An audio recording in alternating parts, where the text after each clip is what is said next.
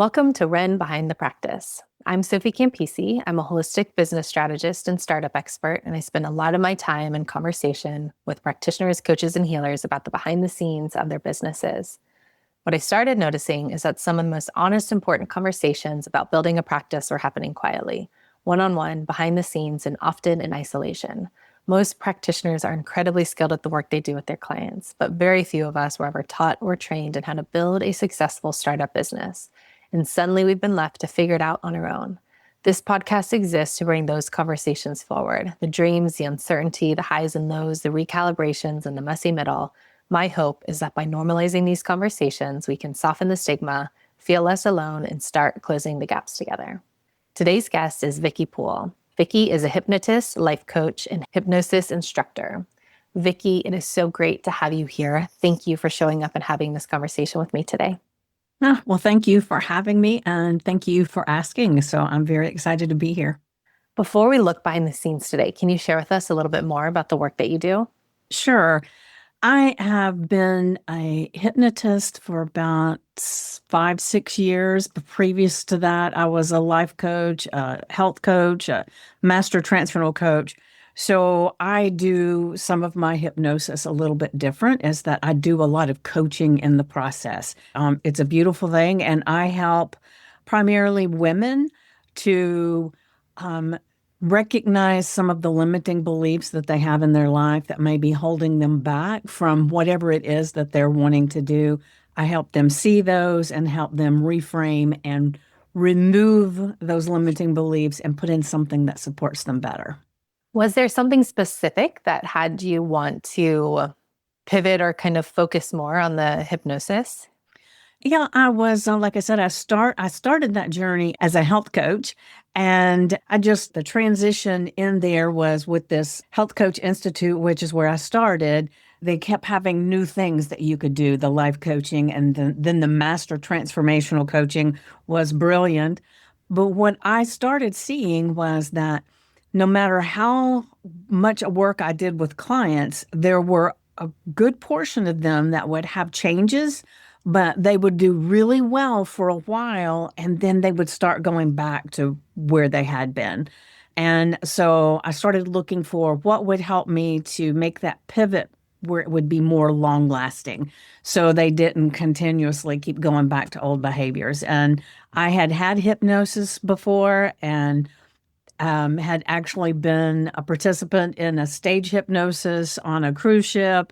So I had a little experience with it, but I really wanted to dive into it more. So I actually have several certifications and just recently got certified as an instructor because I've got, with all the different modalities that are out there, you really have to do a lot of education to know them all.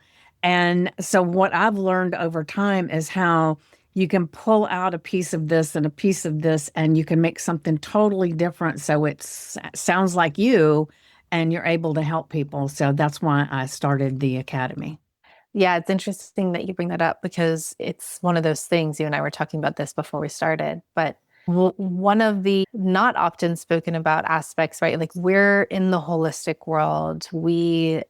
Exactly how you just described, we know that there is no just one thing that's going to solve, right? Like inherent in the term holistic is, we have to be looking at things from different angles. We need to be able to draw on different tools. So many of us are multi-certified, multifaceted, very dynamic in the work that we do. We're pulling from lots of different things. Again, we've been certified in several things, formal certifications. Interestingly, on the flip side, though, when it comes to business building, it can make it harder to, air quotes, market ourselves. It can make it harder to build the business because now all of a sudden it's not like, okay, I fit into one clear thing. How do I even talk about what I do now? Now I'm 10 years, I'm 15 years in, and I have 15 certifications, and there is no real way to put into words what I do. It's almost indescribable because I'm pulling from so many different things, and it's my unique, I use the phrase with people a lot, like my unique key code, which is, again, one of those unique things about our pocket of the world. We're so talented, like we're so well suited to support people, But so much of what makes that true can make the business side even harder. I'm curious if, but I'm interested in the hypnosis thing because I'm curious if that has made it easier for you to contain your work in a way that has people understand what you do. And it's something that you can say, hey, I do hypnosis. And it's like, oh, okay, I know what that is. Let me work with Vickie, even though you're probably pulling from so many different things. It's like a something that kind of draws people in. Yeah, it is, but I will say there are a lot of people that have very misconceptions of what hypnosis is. So some people, it pushes them away because they don't understand it or they've watched too many shows. So part of my job as doing what I do is not only to tell them what hypnosis is, it's kind of help educate them a little bit about what's true and what's fiction for TV kind of thing. So my biggest thing is that I feel, especially like in business, is most people have this major limiting belief about who they are and who they're allowed to be in their world and society itself. And they keep working on putting a different belief or a new certification on top of what they've done because they're looking for the magic to make things happen. And I explain it as I call it the sofa principle. So, like, let's say you go to the store and you buy this new, beautiful, amazing sofa, and they deliver it, and the guy says, "Okay, where do you want this one?" You say, "Just put it on top of the old sofa. It'll be fine right there." But we know that that's kind of silly. We wouldn't do that, but people do that all the time with their business, with their life. They, instead of coming in and recognizing what's going on and how can I change that, they just do another affirmation or another journal prompt or another certification or something to just keep piling things on top and hoping that things will be different. Totally. Yeah, you totally nailed that. It's something that I see, of course, on the business front all of the time too. It's like I have used the term before, just like bells and whistles. It's like, something's wrong with the engine. One of the things I talk about a lot is that people often aren't, diagnosing and they're just adding things on, but it's like something's wrong with the engine. You bring it into the shop. It's like, oh, just change the paint color, add this, add this. And then Hmm. before we know it, we're, thinking of the business in terms of like a vehicle, because I know this to be true. Our businesses are the vehicle that can take us deeper into our integrity, take us deeper into our mission, but we need those vehicles to be very efficient. We need them to actually work. And so often people aren't going to the core, which I think I've never been trained in hypnotherapy, although I've had been in sessions many times before. I'm assuming that's part of what is effective about it is like going deeper to like a core root thing, like actually addressing the thing. But I see that in business all of the time, that pattern that you're talking about. People just add all of the bells and whistles and think, oh, try this, da, da, da, da, da. And before you know it, you're driving this kind of wonky vehicle with all this stuff hanging on. And it's like, it's not actually working well. And you can't really get from point A to point B really well. And it's like, never really taking that time to stop and pause and get to that core thing and Hmm. just continuing to add on and add on. Of course, that's one of the biggest things that I see happening. People are well meaning, of course. They aren't. It's just, this is for sure something that people do. Yeah, and I liken it to, and I started as a health coach because I had a very big weight issue that I wanted to correct, right? And I had been on 1,000 diets. Diets were easy; they all worked. You just couldn't keep it up, right? And so I look at it as a lot of people are looking, just as a person that's heavy is looking for the next diet, the magic diet to make everything better. If I do it this way, then they said it worked for them. So now I'm going to do it that way. And so they move away from their natural rhythms. And I think people do that in life and in their business too, because, and I've fallen prey to that many times myself. It's like especially when I was first starting, it's like somebody's over here saying, I did it this way. I'm a millionaire. I've, got all these things and buy my system and you're going to do magical things too. And so we fall prey to that instant fix, that magic pill. And then in turn, in my opinion, it takes us so far away from who we really are. And that's why it's not working, because we're not being authentic to who we are. And we've just kind of lost sight of who that is. Totally. I really appreciate you articulating that and bringing that up because it's so true. And again, we're well-meaning when we do it, and especially talking about the business. It's like Hmm. we care about it working, like we want it to work. And yet it's so easy to kind of go for the low-hanging fruit. And it's so hard to kind of cut through that noise. And I said this a lot of times on this podcast, like the work that I do, it isn't sexy. And it is difficult to compete with the stuff that is marketed as instant gratification. Hmm. 20K months in 7 days, Oh, yeah. and all of that stuff. I'm a Yeah. millionaire Yeah. now. Try this Yeah. thing. Yeah. All of that stuff. It is hard. And on my lower days and the days that I'm having a harder time, like that can feel so heavy because I talked about the integrity piece. It's like I won't go out of my integrity to blast something that might be clickbait or might be that low-hanging fruit, these guarantees that aren't actually that I can't make, or whatever it is. And so it's an interesting time because like I know, and like we're surfacing, I guess this pattern is like I know that I can help people. It's not a matter of that, but it's connecting all those pieces. And can I also stay in alignment and be proud of how I get there? And because I'm not going to come out of alignment for getting there.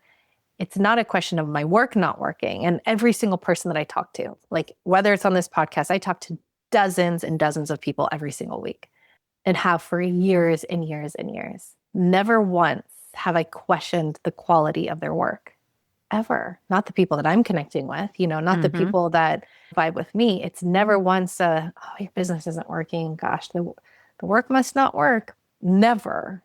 It's not about that. It's all these other things. And so we mean well, but there's just a huge breakdown, and it can be heavy, but there's a big breakdown. And how do we get from that point A to that point B and feel in alignment and feel congruent with who we are and our mission and our integrity and all of the things that make the work high quality work? Can we also bring that through to the business building side and let it all be cohesive? Yeah. Yeah.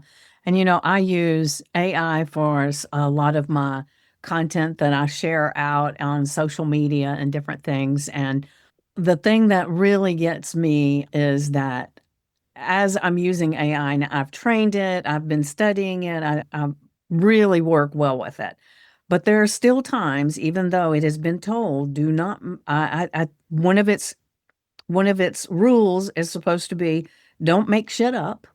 If you aren't sure, ask a question, but I only want to use my own testimonials. I only want to use my own experience. I don't want anything fabricated. That's a big deal to me, right? And even though it knows that, I really have to read everything and really do something before I can ever hit approve. This is good. Let's go forward with this. I've been using a tool. I don't know if you're familiar with it. Is Victor. Victor works in my Slack. So it's actually like having a whole bunch of different employees doing different things. And so he is amazing. He creates my landing pages, he does a lot of things. But when I first started using him, he would create these amazing things, but he would pull somebody else's testimonial out of the sky somewhere, or I don't even know where it would come from. And I'd say, no, no, no. I said, my thing is, I cannot put my name on anything that I know is not true. And I think a lot of times people, and there's nothing wrong with using AI. Like I said, I use it all the time. But I think a lot of times people are in such a rush to hand it off and get things done that they're not really clocking it to see. Because for one thing, it makes mistakes and it will make stuff up if you don't really work with it tightly, right? And that's a really big integrity thing for me too. And another thing is like integrity is staying true to my beliefs and who I work with, because I don't work with everybody, and it's nothing wrong with those people. And I'm sure you're the same way. It's like there has to be a connection. You have to feel this feel. And so that's important to me. My integrity of one of the things that held me back for many years was that I had an amazing mentor, which was my uncle. He was a millionaire, I don't know how many times over, and he had a business of his own. He had had many businesses. And so I was all the time, talking to him a bit about business, and I loved it. And one of the things I saw from him was that he worked all the time, it felt like. And later on, I realized that he didn't feel like he was working. He just loved what he was doing because now, I can really get caught up in what I'm doing and be there for hours. But I had a limiting belief for a very long time that the only way to be successful was that had to be it. And so I kind of almost resisted getting more clients and doing the business because I didn't want to be one of those people that's a slave to their business. I was looking for it as a place to expand myself and help people in the same time, but still have my own time. And so the integrity piece that you talk about is so important to me. And I so understand that. And that is paramount in everything that I do. And sometimes you have to really push against things or because it just falls out of alignment somewhere. Totally. I really appreciate those examples that you gave. And I think something that this came up in a recent podcast conversation that I had with someone is about like things like integrity for most of us, again, pretty much anyone that I'm going to be talking to on this podcast or connecting with. It's so second nature to us that sometimes, and as with a lot of these other things that make us, again, like so uniquely suited to be able to, for lack of better words, like truly change the world, truly be the people that can guide others through what we're going through, this collective global dark night of the soul, if you will. So many of us have things like integrity and a lot of like the values and things that we have ingrained, they're second nature to us. And so it can sometimes make things even more confusing for us because where there is lack of integrity, like it doesn't always register to us that much. Like, for instance, if people are saying, do this, you'll make $1 million or 20K months. And it's like, we think, well, that must be true if they're saying it. But we Yeah. don't realize that other people don't necessarily have the degree of value for things like integrity that we do. And All right. it's just one of those other examples where it's a double-edged sword because it can make things a little more confusing for us. It can make things a little more difficult to navigate because those are thresholds that we will not go under. Yeah. And the thing that comes up as you're saying that is the biggest problem that we have when we do have a lot of integrity is that we believe other people do too. And so that's how that's how we drop into believing those big bodacious claims about things and think, well, they must have some kind of magic thing that I haven't heard yet. Let me try that and never Exactly. really question it. Yeah. Exactly. And I brought up in my past, I was always, when I was younger, finding myself in not great relationships with people that would cheat on me. And I was easy to cheat on. I never, ever would have assumed. Never, right? It's like Hmm. and now I know people say the people that are most paranoid are about cheating are the ones who are cheating. I'm like, it was so easy because I would never, ever assume that, I would never all the things that we're talking about. And it's like Yeah. Yeah. it's exactly like we couldn't imagine that someone would say that if that wasn't true. So we're like, we're easy to fool in that way, but it's not because we're naive. It's because our integrity, it's so second nature to us. And a lot of the gifts that we have that make us brilliant are so second nature to us. We don't even register them often until we see that other people don't have them. We don't even Yeah. register Yeah. I love them that you as said that. Yeah. being a thing that's not there. Yeah. And I think we don't give ourselves credit for things amazingly. So I know one of my friends, I will be talking to her and she'll say, God, I can't believe you know all this stuff. And she said, maybe I need help with this. And I said, well, it's no big deal. Everybody knows this. She says, no, they don't. And so I think we are, when things become so easy for us, we lose the fact that we do have a gift for somebody because it's not easy for everybody. Yeah. Exactly. And the same goes, I'm going to pull this thread in there in this conversation. Being a visionary isn't something that really like comes later. Not that I've seen, unless maybe there's like some injury or something that goes on. And I think that a lot of us are born with it. So it's so second nature to us. We don't realize what it's like to be a visionary, be a seer, have the gift of sight that, again, it's one of those things that can actually make business building more difficult because the way that we see and the way that we go about the world is often really like backwards from how everyone else does it. But we don't realize that's going on. So then we're really confused and we don't understand. Well, like, I see this, but it's so confusing. But often, gaining competency with even our skill of sight and being a visionary and having, I think people think, oh, a visionary, I didn't know some of the stuff until I had a mentor that was telling me similar to you. It's like she just said it kind of like, oh, well, it can be difficult being a visionary. You have to gain competency with it. I was like, huh? And it's like, oh, I didn't know because it's always been there. But when it comes to, again, like building a business, sometimes I don't know. Am I seeing something that's 5 years out or is it 20? It's not that's better.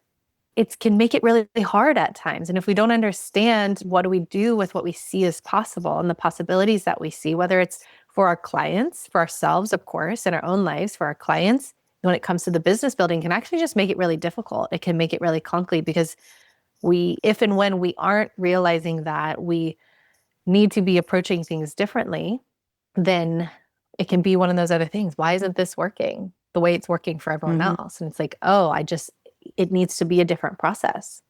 Yeah. And for me, since I'm a coach as well as a hypnotist, so I do both of them in a session, but I feel like being a coach, especially, it's almost like I feel like you have a drone. So you got this drone up above somebody's life and you can see where they're going, what they want and everything.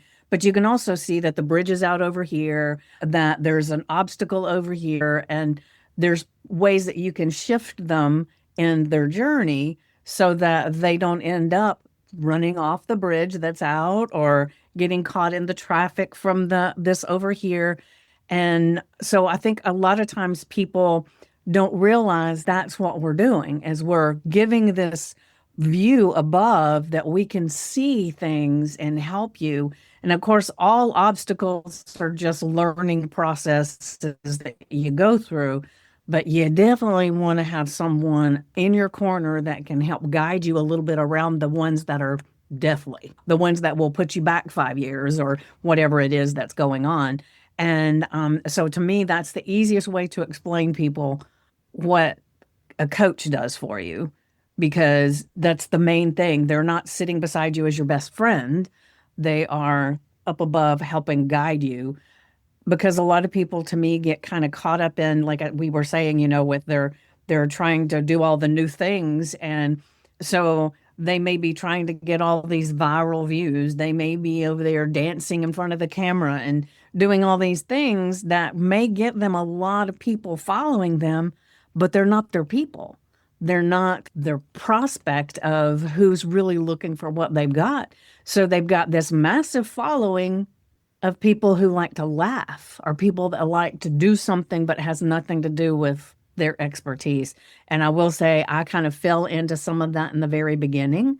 So I had a whole bunch of people that followed me, but none of them were really my clients. And so it was a really interesting thing that I had a coach that helped me see you're leading them to this spot, but you're not there. So No, that's a really great point. And I found this pattern to come up a lot more earlier on in podcast conversations. So I'm glad it's coming back up because it's really important, which is understanding on the business side, the business model. First of all, first and foremost, understanding, what you do with your clients and business building skills are separate, different skill sets, so like you can be amazing at what you do and still in beginnership with startup building, and like just keeping that separate so that people can relax into knowing that like if my business isn't working, it has no reflection on how good I am at the work that I do with my clients. But one of those things is understanding business models. Like really, I am a business builder now and understand the mechanisms. And what you're saying, the technical side of that is the business model of a social media influencer is completely separate from the business models that we have. Some people overlap. There might be some people that are both, but they're completely separate. And so many people fell into that trap, not because they were wrong. It was just like, okay, this is what I need to do, but without having these distinctions and people actually saying like, no, because at the end of the day, how does your business model work? Well, we run businesses, even if they're online businesses, they're offline in terms of like off social media. A social media influencer, they get paid by having followers, by having clicks, by having engagement. So that is what they need to be Their model. optimizing Yeah. for. That is. We Mm-hmm. don't. You don't have to have, you can have 50 followers and have a thriving business, right? Like it doesn't translate. And yeah, just like understanding some of these things, like you're saying, it's one of the things I found myself saying early on when I was really focused on this work, because so many people were stuck in that, is like, you're not a social media influencer. So many people are like, oh, thank God, I thought I had to do that. It's like, no, no, no, you don't. You don't. You can, but like you don't. And actually, it's probably a waste of your time. Social media is an Mm-hmm. incredibly difficult place to build trust. It's not talked about enough, but social media is an incredibly difficult place to build trust in terms of the trust it takes for someone to become a client. It's a data point, absolutely, that plays into today's consumer. But when we're building the businesses that we're building, trust is everything, especially at the beginning. Especially in the beginning, Yeah. trust is everything. And what builds trust the quickest when it comes to business building is talking to people, like real conversations, connecting with people. And because social media turned into so much of a business platform for influencers, people that got paid for following and engagement, so many of us went that way without, having that distinction very clear. But for our business model, social media is really not a great place for us usually at the beginning to be investing a lot of time and energy. But we weren't wrong for doing it. We were just doing what we thought it would take for us to get our work out there. Yeah. Yeah. And that's why I started using the Victor AI, because I can give it these parameters of these are the posts I want to do for promoting whatever is coming up. And then I just have to approve it. I don't have to spend all this time working on it, because I find that one of the things I think a lot of people do in business is they stay busy on the busy things instead of the things that are actually going to move the needle.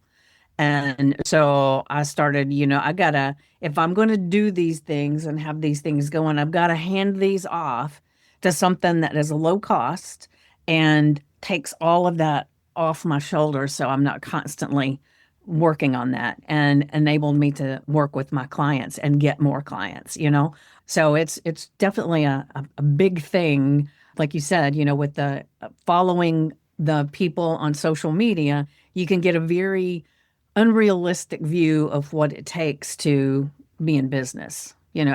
Before social media, it was just clear. You put your little thing outside, you put your ad in the paper, you run your ads, and you do all those things. But now it's like it's become this big hodgepodge of so much that it's a lot of times you're unsure of what direction to go. Absolutely. That you articulated that so well. And it's true. It is, especially thinking of, like you said, pre-internet, of course, even simpler, more clear. I think, well, not even business building, although I'll focus on the business building. I think that's part of why, especially young people are floundering so much in general, is like there is no clear path the way that there used to be, which did make it simpler to know, like, okay, I'm going to do this, and then I'm going to do this. And of course, we're coming out of that, pros and cons of everything. But I think one of the reasons why there is, I used to, businesses ago, my focus was adolescent mental health. And this is absolutely one of the patterns that causes breakdown now is like the lack of a clear path can be so difficult. And so just in general in Mhm. life, but with globalization and with the internet, and then especially with social media. So not only now the internet was like, wow, we're globalized, then you have social media, which also adds this layer of like, what's real? Like what's real? And now we have AI, which is like really what's real? Like not just, okay, highlight real, but now we're like, is this a real person?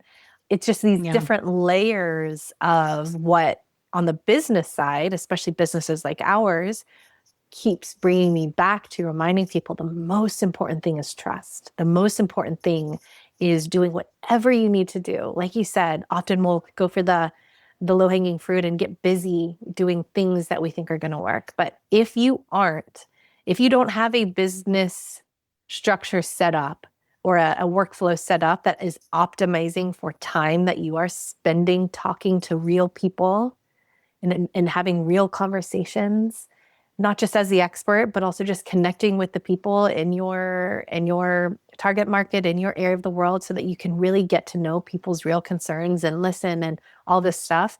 Then, take some action to figure out how to do that. That's what I do. I show people how to do that. But now more than ever, with the AI thing, real connection with people and building trust and having conversations is going to be more important than ever. And I think we're only going to see that explode in the next 2 years. I think it's going to happen really fast. I think people are going to lose interest with social media because I think it's going to lose its punch because it's going to get even more saturated. And then there's going to be questions about what's real, what's not. The great news for us is that we run businesses that will benefit from that, but we need to understand how to position ourselves and go about building and connecting. I teach people how to build their businesses in deep connection with humans, with real people, rather than what has generally been taught the past decade or even two, which is you kind of build in isolation and da da da. I teach people how to blast through that and connect deeply, but exactly what, again, you're saying what's coming up, it's going to benefit us if we can understand how to work with that because people will be craving what we offer. So the timing is still Right. right, but we still need to understand how to make sure that we're able to bring in those things like we've talked about: connection, integrity, all the things that are like why we do what we do. We need to be able to pull those threads into how we build businesses as well. Yeah. Yeah. I agree. Very much so. Last question before we wrap up today. If you could wave a magic wand and have one thing solved or fixed for you in your business building process, what would that be? There's so much of it that's under construction right now with just doing different things. Primarily, I guess the biggest struggle I've always had, and no matter where I'm at in the journey, it still comes down to the same thing, having enough people to talk to that you can have a conversation with, and whether that's in person or whether that's online or whatever. So I guess the one thing I would want to be solved would that there would be a wait list of people wanting to have a conversation that are actually my ideal clients. Because, like I said before, I was doing really well with having conversations and getting people in my sphere, but they weren't my ideal clients. And so it really wasn't beneficial to me or to them. And I want that to change. Vickie, thank you so much for joining me today to have this conversation. And for those of you who are listening, if any part of this resonated, you're in the right place, please reach out. I want to hear from you. And if you want to reach Vickie directly, the links to all of her social media profiles, her website, her podcast, and the link to her Hypnotist Academy are in the show notes. Thank you again, Vickie, and to everyone else, thank you for listening. And we'll see you for the next episode of Ren Behind the Practice.